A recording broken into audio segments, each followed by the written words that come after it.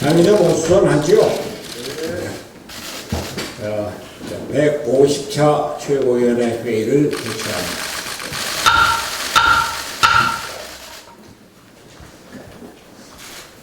어제 자크 시라크 전 프랑스 대통령이 발표했습니다. 시라크 대통령은 진보적 보수주의자를 자처하며 대통령에 당선되었고, 자신과 이념이 다른 좌파 사회당 당수와 함께 화합과 상생의 정치를 실현하기 위해 노력했습니다. 또 김대중 대통령과 외교장관 도서 반환에 합의했을 뿐만 아니라 북핵 문제의 평화적 해결을 위한 육자회담에 적극적으로 지지 의사를 표명해 우리나라와도 인연이 깊은 대통령이었습니다. 삼가 고인의 명복을 기원합니다. 어제는 문재인 대통령이 방미 일정을 마치고 귀국했습니다.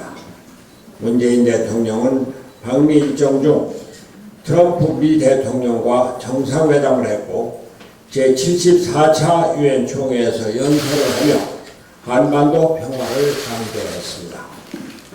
평화경제와 DMZ를 국제평화지대로 만들자는 등 한반도 평화에 대한 낙관적 비전을 제시한 점은 인정하지만 여러모로 아쉬운 점이 많았습니다.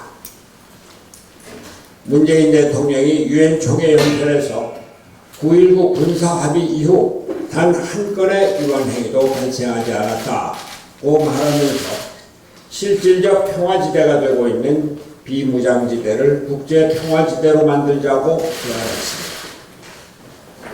문재인 대통령의 이러한 주장은 여러 가지 문제를 안고 있습니다.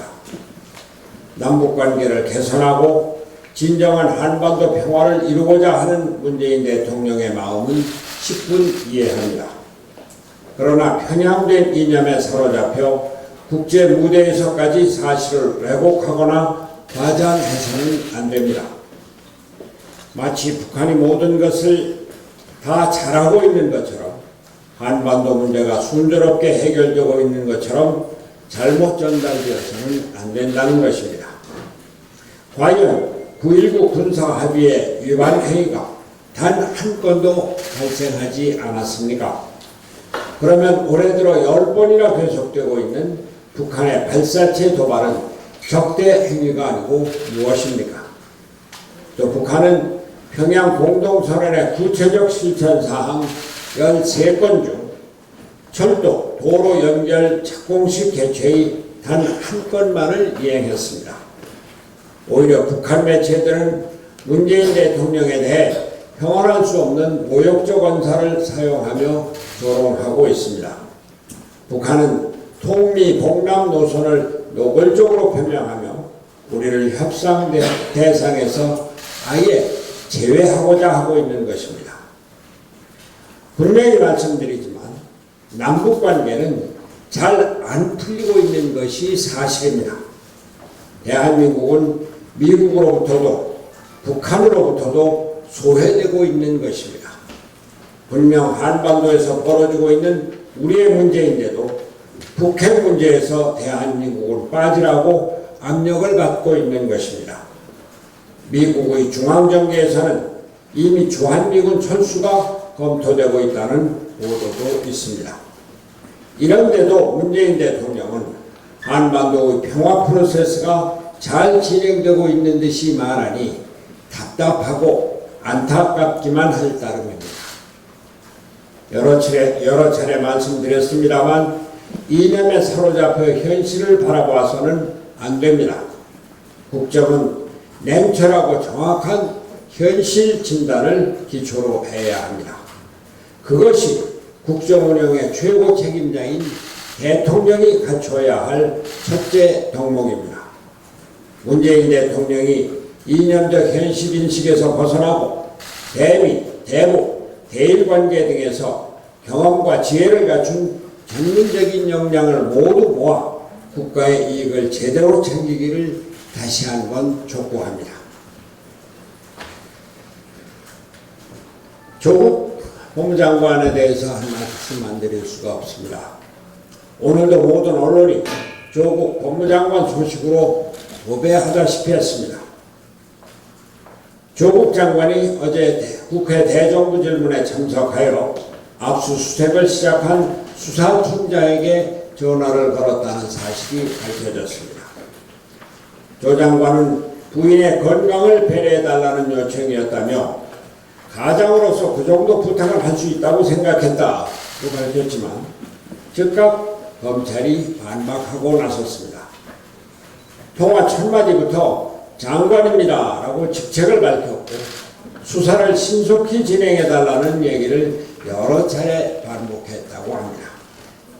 가장으로서 부인의 건강을 걱정해서 한 말이라고 이해할 수도 있겠지만 상황이 상황인 만큼 조국 장관은 해서는 안 될 일을 한 것입니다.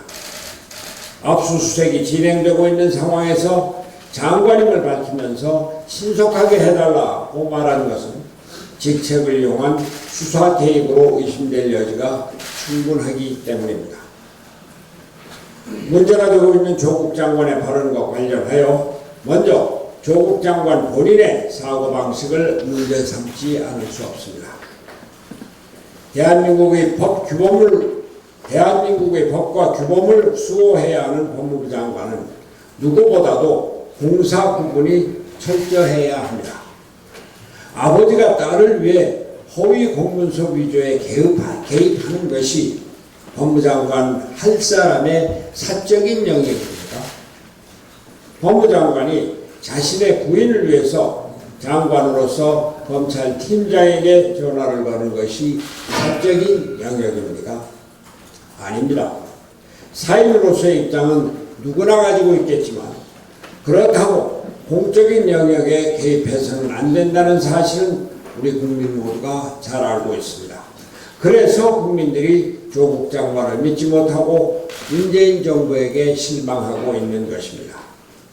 저는 문재인 대통령이 방미 중이라도 결단을 내려주기를 바랐지만 얼마나 마음이 바뀌었는지 모르겠습니다. 문재인 대통령이 조국 장관 문제를 방치하고 있는 사이 국론 분열이 극도로 심화되고 있습니다. 국회의원들이 의사당 안에서 피켓을 들고 앉아있고 장관이 나오자 의자를 돌려앉는 상황을 어떻게 보고 계십니까? 문재인 대통령은 이 상황을 아주 엄중하게 받아들여야 합니다. 민생 경제 위기가 닥쳐오는데 이렇게 국론이 분열되어서는 나라를 제대로 이끌어갈 수 없습니다. OECD에 이어 아시아개발은행 ADB도 우리 경제 성장률 전망치를 1.1%로 하향했습니다.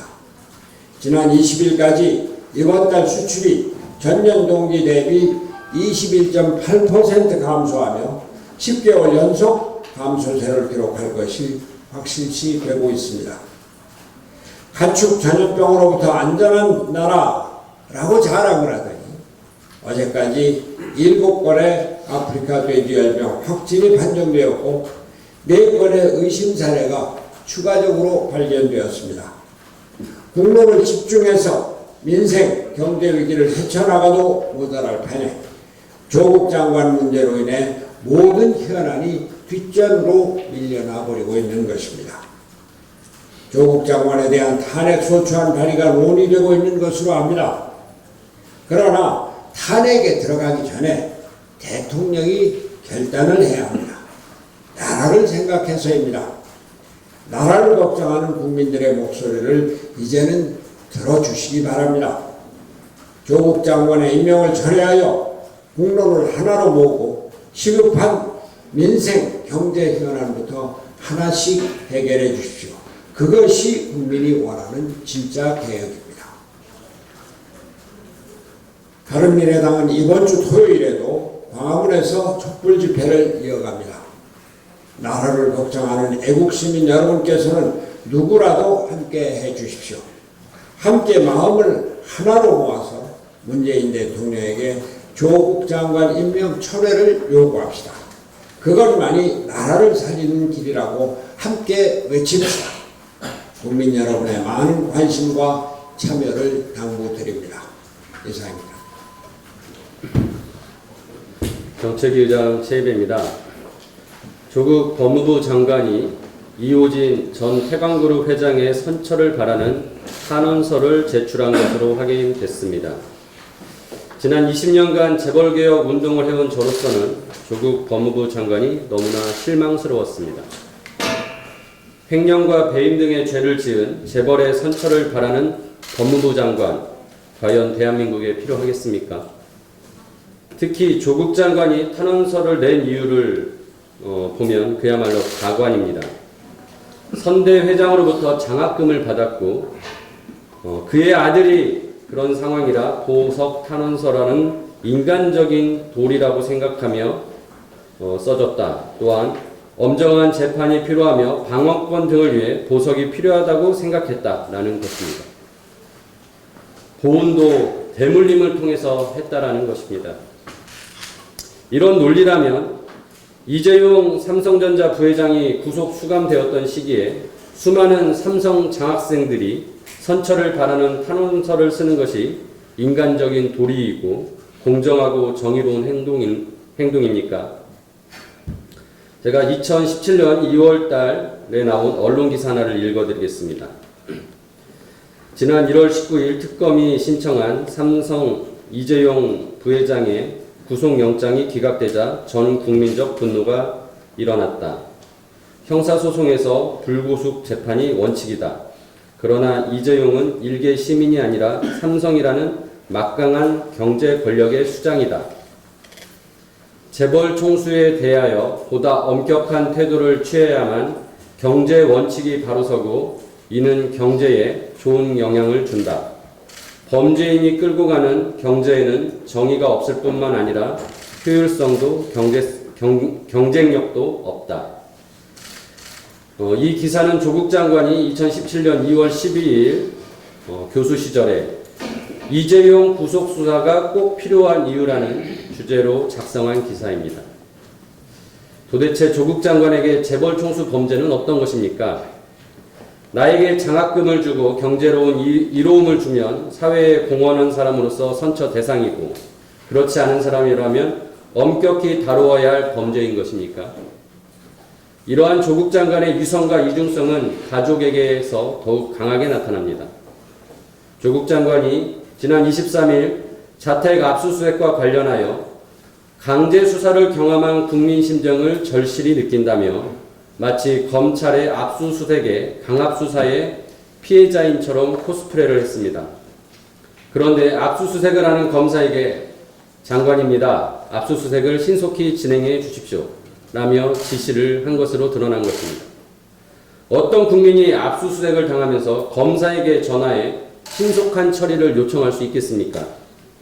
이미 조국은 장관이라는 지위를 이용해 본인과 가족에게 특권을 누리게 한 것입니다. 조국 장관에게 촉구합니다. 어제 대정부 질문을 통해서 조국 법무부 장관이 공정하고 정의로운 대한민국을 만들고 인권의 최고의 보루가 되어야 하는 법무부의 수장으로서는 부적절함을 확인시켜 준 것입니다. 옛말 틀린 것이 없다고 수신도 못하고 재가도 못한 분이 어떻게 치국을 할 수 있겠습니까? 아내 걱정, 딸 걱정에 장관 업무가 되겠습니까? 조국 장관은 문재인 대통령은 용단을 내리시기 바랍니다. 네. 당내 문제에 대해서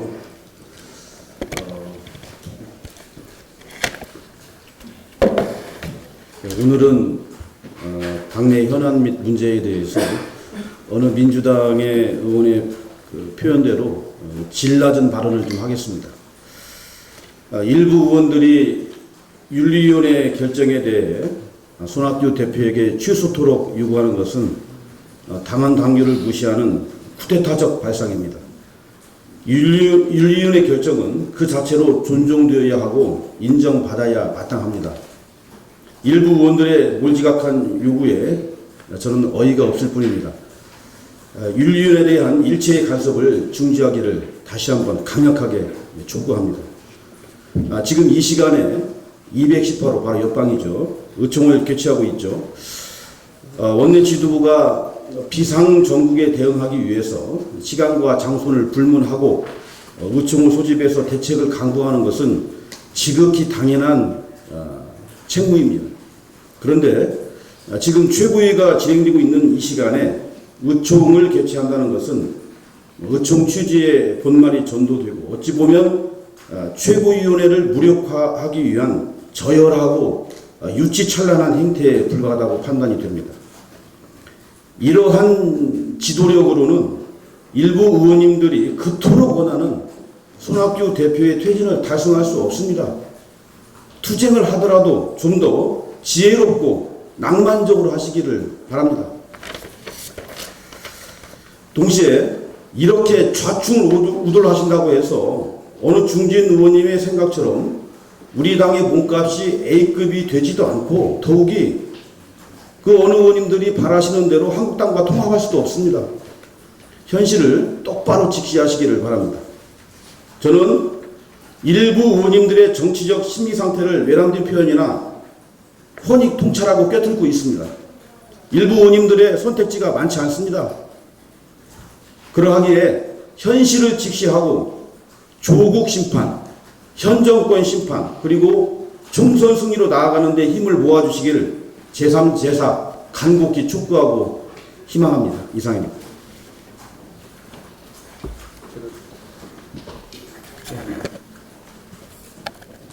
네, 최대장원입니다.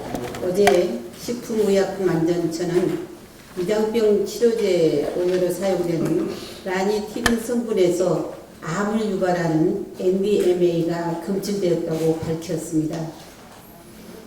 이에 따라 잔탁 등 269개 의약품이 판매 중지되면서 이를 복용 중인 144만 명의 환자들이 큰 불편을 겪게 되었습니다. 1년 전에는 혈압약 원료인 발사르탄에서 이 성분이 검출되어 18만 명의 환자들이 불안에 떨며 큰 불편을 겪어야 했습니다. 당시 식약처는 재발 방지와 불순물 관리 등을 약속했지만은 1년 동안 바뀐 것이 없이 똑같은 잘못만 반복되었습니다. 혈압약은 유럽의약품안전청이 위장약은 미국 FDA가 발암물질을 검출하는 동안 우리 식약처는 아무것도 하지 않고 판매 중지라는 뒷북 행정만 열중하고 있습니다. 사전에 위의 요소를 차단하겠다고 약속했던 식약처는 어디 가고 회의 기관의 발표 내용을 확인하게만 급급한 것인지 무능한 뒷북 행정만 무한 반복되고 있습니다. 반복되는 의약품 안정성 문제의 가장 큰 피해자는 바로 환자들입니다. 식약처의 사후 약방문식 대응이 더 이상 반복되지 않도록 바른미래당이 철저히 감독하겠습니다. 감사합니다. 또 다른 공개적인 말은 없습니다. 공개 발언 없으면 비공개로 전환하겠습니다.